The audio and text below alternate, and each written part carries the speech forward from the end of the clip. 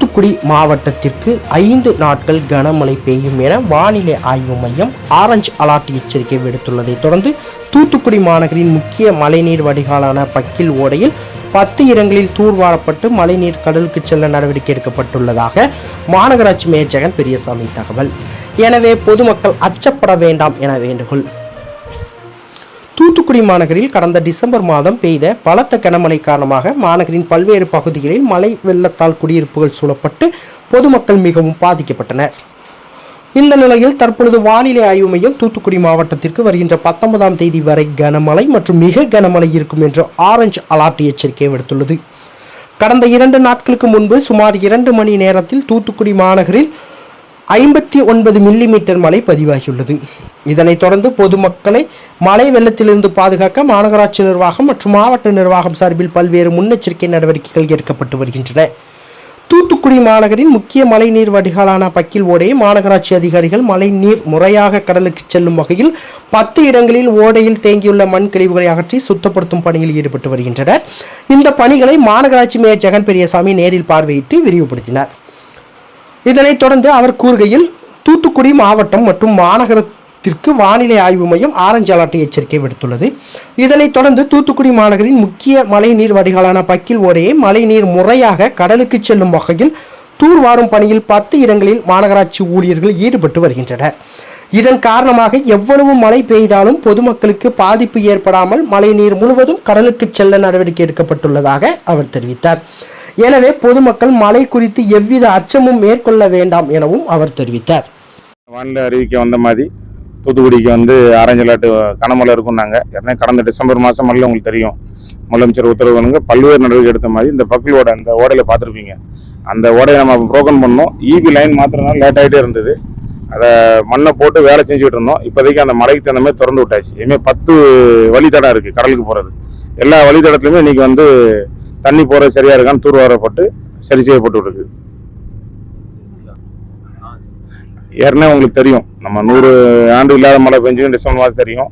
அதில் தண்ணி 3 நாளில் வடிஞ்சது. அதனை தொடர்ந்து இன்றைக்கும் அதே மாதிரி இப்போ எந்த மழை வந்தாலும் எந்த இடத்துலையும் தங்காத மனம் வழித்தடத்தை சரி செய்யப்பட்டது. முதலமைச்சர் உத்தரவுக்கு பல்வேறு நடவடிக்கைகள் எடுத்து வச்சதுனால தண்ணி தங்காமல் 3 நாள் பெருமழை அடிக்கப்பட்டது. இந்த மழைக்கும் பற்றி பயப்பட வேண்டிய எந்த அச்சமும் இல்லை. பொதுமக்கள் அனைத்து தண்ணியும் வடி இருக்கு. சிறு